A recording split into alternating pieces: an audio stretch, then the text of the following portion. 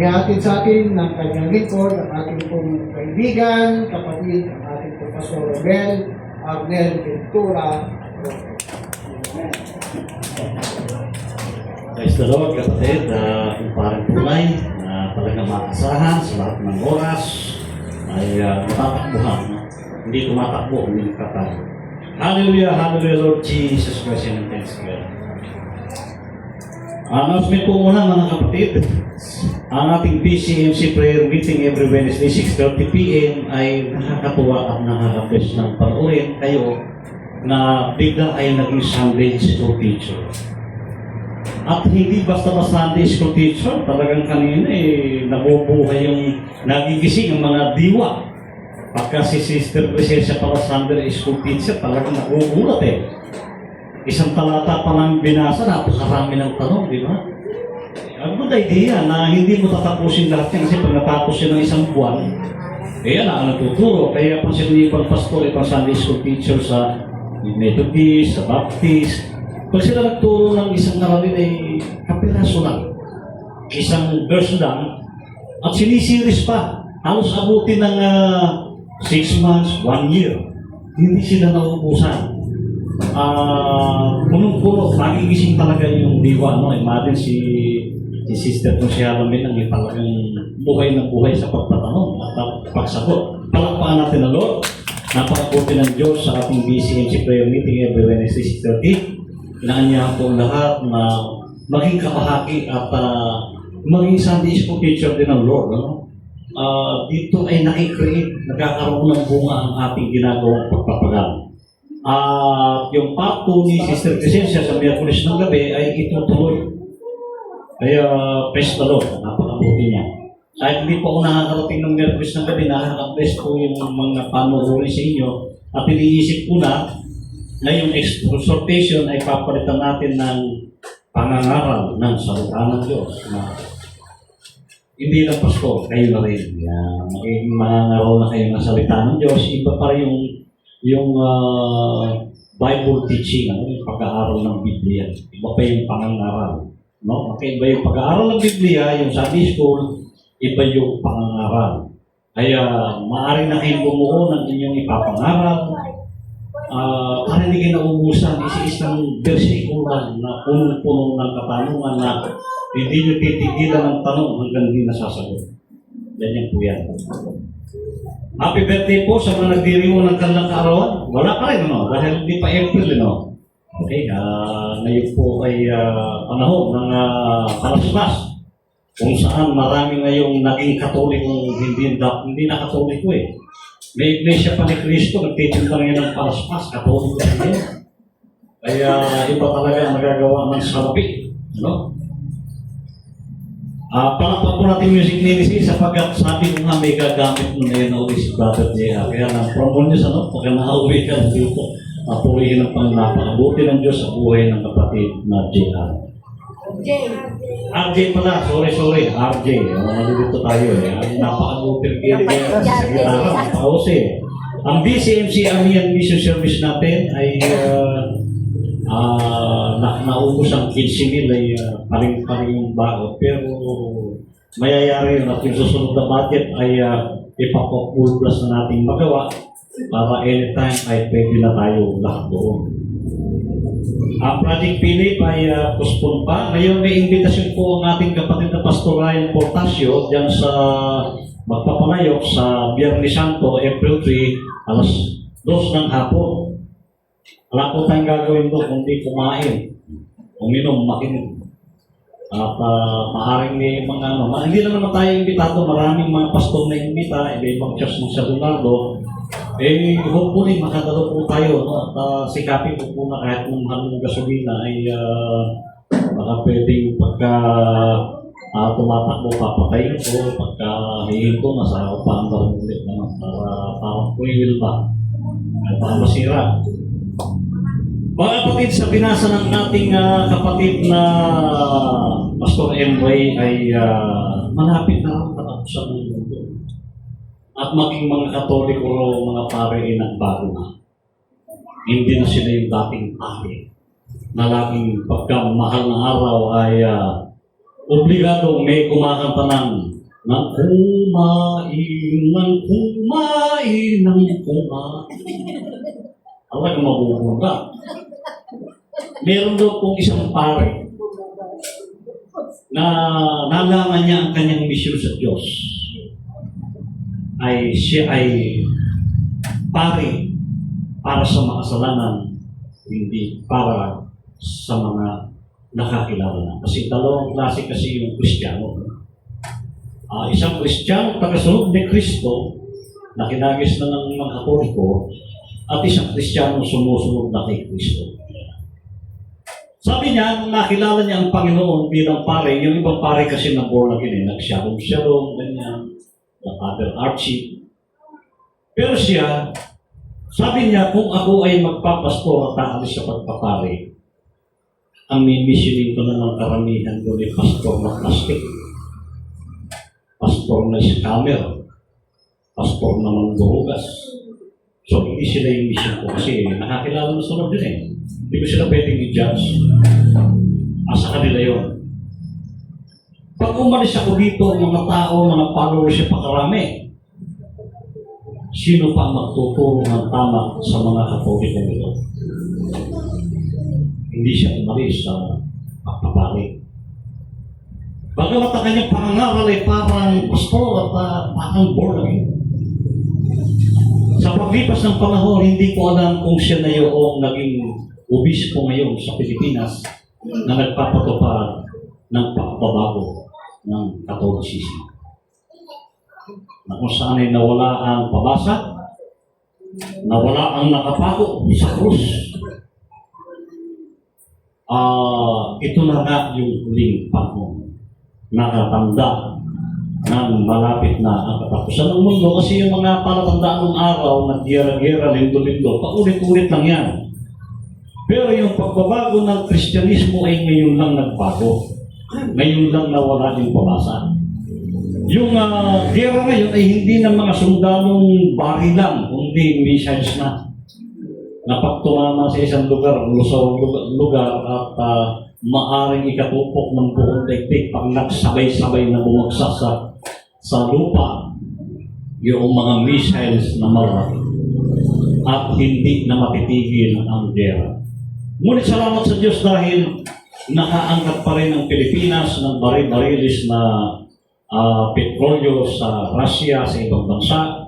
Ganon din ang mga negosyo, kaya hopefully ay hindi tayo mawawalan ng gas.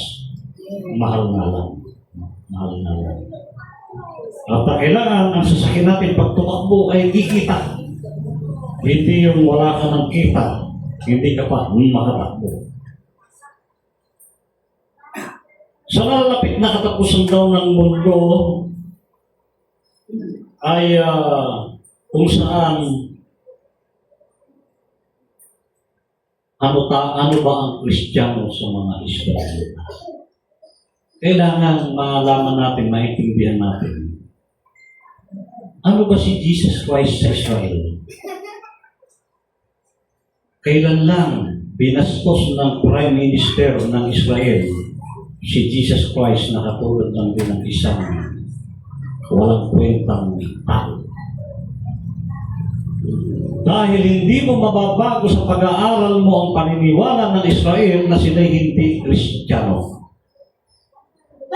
Tapos nakikisimpatya tayo sa kanila na sila ay susuporta natin sapagkat sila'y bayan ng Diyos. Pero ang pagsuporta ba ng Kristiyano ay kanilang kinikilala? Tinatanggap ba nila? Pag may susuporta sa hindi mo ka mananampalatay, tatanggapin mo. Alam na may pagsuporta para sa kanila, ang Kristiyano ay kulto. Dahil sila ay Muslim. Dalawang klase ang Muslim. Isang terorista at isang good na Muslim. At sila nga yung good na Muslim. At ang kalaban nila ang Iran, yung sinasabing terorista. Kahit anong pihit ang gawin mo na hindi maintindihan ng ilang mga Kristiyano na kahit anong tulong ang gawin mo sa Israel, hindi nila i-accept. Dahil hindi sila makikiapit sa nila ang mananampalataya. Dahil ang pagkakilala ng kay Kristo ay isa lamang tao isang propeta. Kaya ang tingin nila sa mga Kristiyano na sumusuporta sa kanila ay ganun. Bakit sila susuportahan? May depresya yan. Sinusuportahan kami. Dahil yung daw ang turo ni Kristo, kaya ang pagkakilala nila kay Kristo ay, ba't pasusuportahan ni Kristo yung kami? Sila ang dapat naming mission. Nakakalungkot mga kapatid, na ang Israel, kahit na anong gawin mo, tulog, hindi nila yung malalasahan. Dahil sinusunod mo ang kalooban ng Diyos, pinutos ba ng Diyos na suportahan ng Kristiyano ng Israel? Meron ba? Wala eh. In-interpret lang yan, interpretation, isang interpretasyon ng mga obispo, ng mga Kristiyano, na ang bansa ng Diyos, ang bayan ng Diyos ang Israel, noon. Noon may hula na lilitaw na isang Mesiyas. Hinula ng mga Israelita. Pero yung Israelita ngayon ay hindi nila pinaniniwalaan mayroong Mesiyas. Kaya mga kapatid, maganda yung layunin ng Amerika na suporta ng Israel. Kaya sumusuporta ang Amerika dahil siya ay Christian country. Ang alam niya kalulugdan ng Diyos ang pagsuporta niya sa Israel. Pero ang tanong nga ay may inutos ba ang Diyos na suportahan mo Israel? Hindi nga nakarating ang Israel sa bayang sinilangan ay sa lupang pangako. Ang lupang pangako ay inangkin na malayong silangan ang Pilipinas.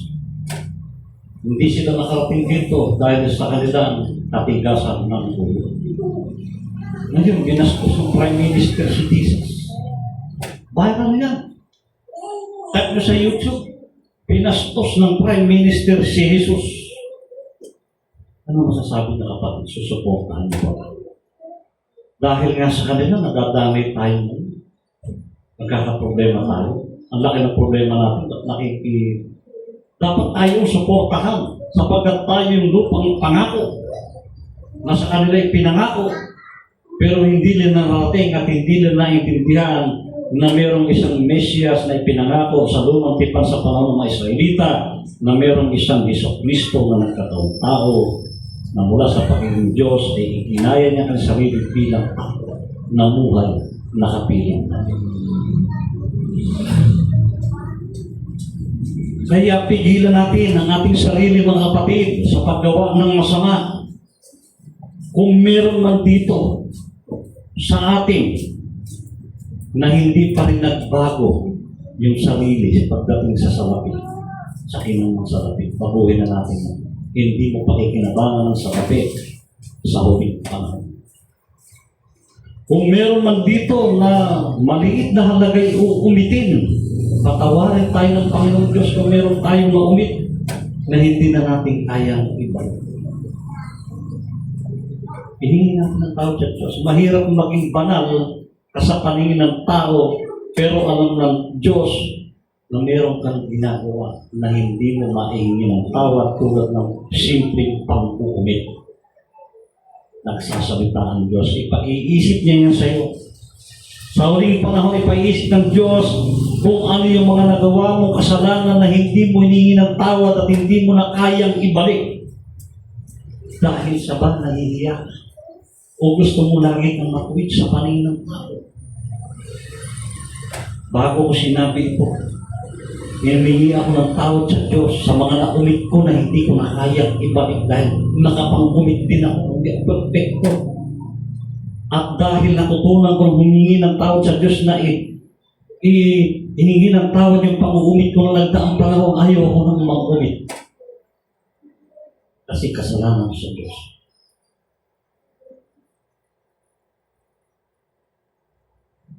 Kaya nga, may mga offer. Interview si ganito, babayaran ka pero mali ang kanyang sinasabi. Ipagtatanggol mo pero mali. Pinagpapala tayo.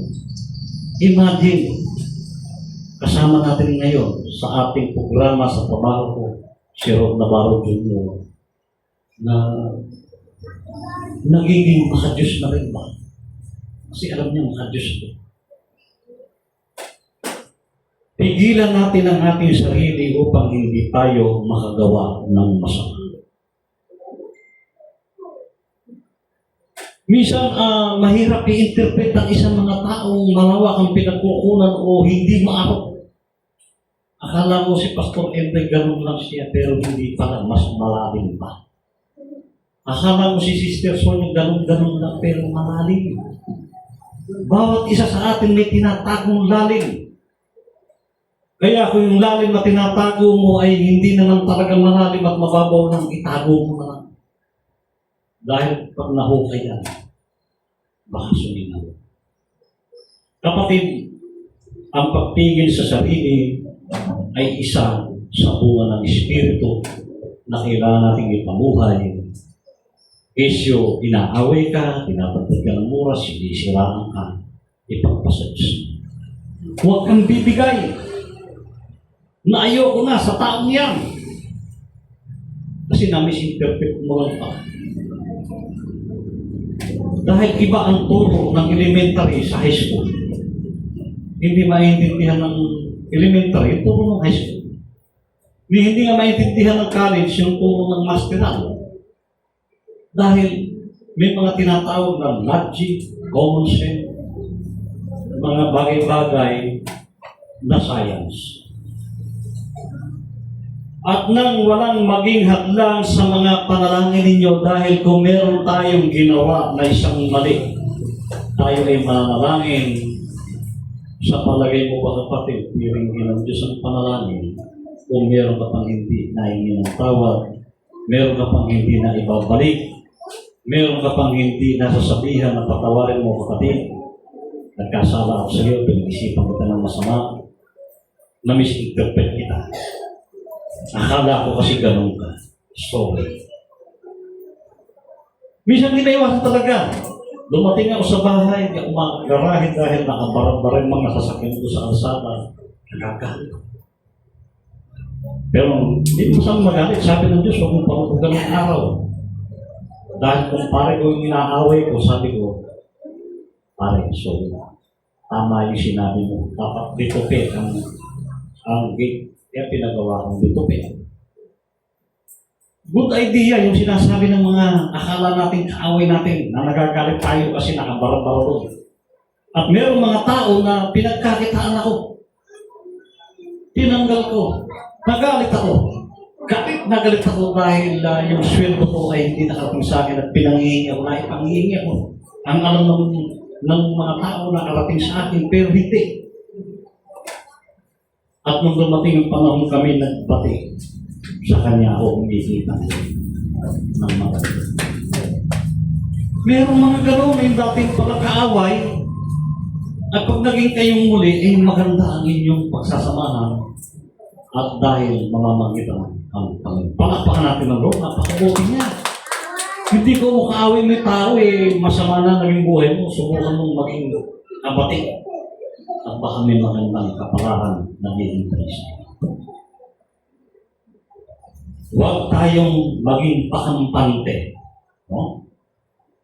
Bantayan natin ang ating kaligtasan, ang ating pananampalataya sapagkat anumang oras pwede nang sumulpot dito yung isang missiles na hindi masasagot ng drone. Bagamat naghahango na raw ang Pilipinas laban sa China. Ito, kapatid, panalangin niyo ako sapagkat sa April 6 ang April 17 ay sundalo. Kasali ako sa balik at kami. Hindi ko lang kung may sweldo naman ito pero priority ko lagi ang Lord pag Sunday dahil sila man pinapayagan din. Sisipat ako para lang makadalo sa gawaan ko. Priority natin ang Lord. Inukuro na natin siya dapat lagi. Huwag maging pakampante, bantayan ang ating kaligtasan sapagkat marami ang mga misinterpretator na darating at sasabihin yung pastor nyo ay gano'n. Pero siya, kung nagsasalita, dapat makita natin anong klase ka naman, Brad. wala kang ginawa, hindi manira. Dapat nga, kung tama ka, itama mo pa yung sinisiraan mo. Huwag mo sirain. Dahil ikaw ay ginreet ng God na taga-buo, hindi taga-sira. Yung mga naniligaw na lang kasi namamali ng landas ay dapat nating tulungan matuwid sapagkat walang mali. Dahil lahat ng mali pwedeng itama. At mananatili lamang mali ang isang mali pag ayaw niyang patama, ayaw niyang pakurik. Kaya kung may nagtutwid sa atin, masakit mang tanggapin. Salamat kapatid. Salamat, pinwid mo. At kung dati pinilit natin sarili natin sa isang trabaho na noon ay galit na galit tayo dahil natanggal tayo doon, pasalamat tayo, natanggal tayo doon dahil kung hindi tayo natanggal doon, wala tayo dito ngayon. Wala ka sa magandang mong kalagayan ngayon. Dami kong trabaho, tanggal ako eh. Oo, dami eh. Kasi pasaway eh. Dami kong taging trabaho, lahat pinasok ko, tanggal.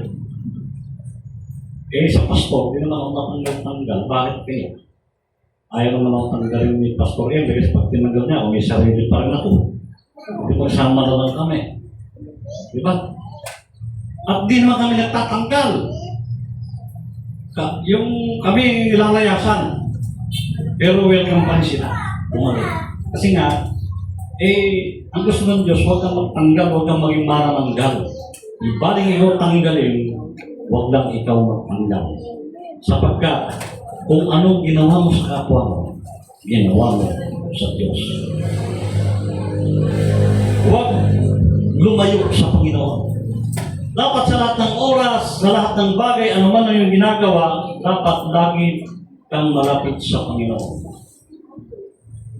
Ikaw man ay umiibig, nasawi, umiibig, at lahat ng dinaranas mo, hindi ka dapat lumayo sa Panginoon. Ikaw man ay hindi na makatagpo ng partner kasi mas gusto ng Diyos na ikaw ay mas masaya ngayon. Kasi pag may partner ka na, baka hindi ka na malaya, lagi kayo nag-aaway, matingin ka lang ng Panginoon, masisilos pa. Itin ka na lang, manapili ka na lang ganyan. Gayahin mo. Pero diba? Tinitingnan kundi Lord na lang. Kasi madali yan eh. Pero baka malayo tayo sa Panginoon. Anumang oras, darating na ang wakas. Kaya iniyak na natin ang panating hindi magwakas. Napawalan ko na po mga music ministry natin na umawit ng kanilang paboritong awit para sa ating closing song. Dahil ang pag-ibig ng Diyos ay hindi kukupas, hindi magwawakas, magunaw lang ang daigdig. Kaya isang iglap, boom, rapture. At kung tayo ay mararapture, salamat sa Lord. Sabi ng isang na-aksidente na pastor, si Pastor Florencio Bustamante, sa Nieves, pagka na-aksidente ka, naputol pa mo, may tumama sa'yo, hindi naman doon masakit eh. Wala kang mararamdaman, wala kang naramdaman. Pag naka-isang oras na yung mararamdaman mo yung sakit. Kaya pag bumagsak doon sa ating missile, wala kang mararamdaman. Tama. Bigla. Tunawan eh. Tunawan eh. Wala kang mararamdaman doon. Magugulat ka naman kung ikaw ay Kristiyanong ligtas. Matatanaw mo ng Lord. Marami tayo. Mga libo-libo, daang-daang libo, milyon na sumasalubong sa Lord. Yun na yung rapture. Mga kapatid, kung sakali man walang awiting, hindi kukupas. Ay kung makatayo mo, pumigit man naman. Nakita namin Diyos sa makapangyarihan sa lahat. Salamat nga po, Father God in heaven, sa iyong kabutihan na hindi kumukupas at hindi nagwawakas. Alam namin, Panginoon, na magwawakas ang daigdig, magwawakas ang lahat ng bagay, pero ang pag-ibig mo sa amin ay hindi magwawakas. Salamat, Panginoon, na kami sa kabila ng mga kahirapan dumarating ay patuloy pa rin nakapagtitikon-tikon. Alam namin, Panginoon, na ikaw may hawak ng oras, ng daigdig, sa anumang oras na naisin mo ay magaganap ang mga bagay-bagay. At ngunit salamat, Panginoon, na kami patuloy mo pa binubuhay patuloy na binibigyan ng pagkakataon upang patuloy na makagawa ng mga pagsunod sa iyong salita, Panginoon. Salamat, Panginoon, sa buhay ng bawat isang narito, ang kapatid na Pastor Emre, na patuloy mong ginagamit, ang kapatid na Konsyal Minang, na siyang dahilan kaya nagagamit ng lugar na ito, Panginoon, ang kanyang sambahin buong pamilya at mahal sa buhay. Ang aming mga pamilya, Panginoon, ang mga pamilyang Del Moral, Hernandez, Roque, Manuel, Vergara, Lungalong, Santos Dugan, Reyes, Gamboa, Garcia, Pangilinan, Calara, Padrones, Navati, Navarro, de Guzman, Naksamana, Lorenzo, Alvarez, Siriaco, Toronyo, Lastimosa, apang salamat po, Panginoon, sa aming buhay. Tayo po lahat ito ngayon. Panginoon, patuloy mong iyong natanging mapagpalang kamay sa ulo ng bawat isang narito, Panginoon, sa mga nanonood, Panginoon. Patuloy may patama sa amin ang iyong dakilang layo sa aming buhay na dapat namin gawin sa nalalabing panahon ito. Dinadalangin ng Panginoon naman may sakit karamdaman, ang Brother Rex. Patuloy mo siyang ingatan, Panginoon. Idampi sa kanyang ulan ang iyong mabiyayang kamay, Panginoon, at siya ay dagding pagalingin, Panginoon. Nananari kami, Panginoon, na siya ay gagamitin mo sa buhay nito, sa buhay Kristiyano, sa buhay ng mga kapatid. Nananari kami, Panginoon, na dinirin mo kami sa dalangin dahil ikaw ay Diyos na hindi maramot. Dakilang doktor kung gagamot sa lahat ng uri na sakit ramdaman, walang imposible sa iyo. Sa lahat ng may sakit ramdaman, Panginoon, na narito, tanunod, Panginoon, in Jesus' mighty name, sila po ay inyong pinagagaling sa pamamagitan ng pananampalataya. Hallelujah, Lord Jesus Christ, pagpalain niyo sila. Ang mga walang hanap buhay, bigyan ng hanap buhay. Ang mga bawat mananampalataya, Panginoon, ay magkaroon ng kabuhayan, siksik na hindi kumaapaw, at ang labis sa biyaya, hindi pagdadalo na magagamit sa iyong banal na gawain, sa iyong banal na ubasan. Ngunit, Panginoon, sa aming paghayo, ay patuloy mo aming ingatan, ilayo sa lahat ng uri ng panganib kapahamakan, patuloy na samahan, ikaw ang aming maging guide sa lahat ng aming pupuntahan. Samahan kami at ilayo sa lahat ng mga kahuluhan, kadiwaraan, Panginoon. Ilayo kami sa lahat ng kalubihan, pandililang at iskam. Patuloy mo pagkalain ng bawat sa Panginoon. Ang Panginoon, pasamantalang maghiwalay, nadalang iyong katwiran. Ito pong aming salot dalangin, pagpuri pasalamat sa matamis sa pangalan ng aming Panginoon Hesus. At ngayon, tanggapin ninyo ang hindi malirip na pag-ibig ng Diyos na nagpapatawad ng inyong kasalanan sa pamamagitan ng pagtuko sa krus ng Kalbaryo. Taglayin niyo ito sa inyong paghayo saan man kayo pumaroon. Ang tungkulin ninyo na sundin ang pinag-uutos ng Panginoong Diyos na makapangyarihan sa lahat, lumanan ng langit at lupa, na gawin ninyong alagad ang lahat ng bansa sa Kanya na makapag-iingat sa inyo upang hindi kayo magkasala at makapaghaharap sa inyo ng walang kapintasan at may malaking kagalakan sa Kanyang kalulwatian, karangalan, kapangyarihan at kadakilaan. Sa pamamagitan ni Jesucristo na ating Panginoon, magpakailanman, ang Kanyang biyaya, pagpapala at kapayapaan ng puso at isipan ay laging sumainyo mula ngayon at magpakailanman sa ngalan ng Ama, ng Anak at ng Espiritu Santo. Amen. Amen. Amen. Magkamayan po tayo bilang magkapatid sa Panginoon.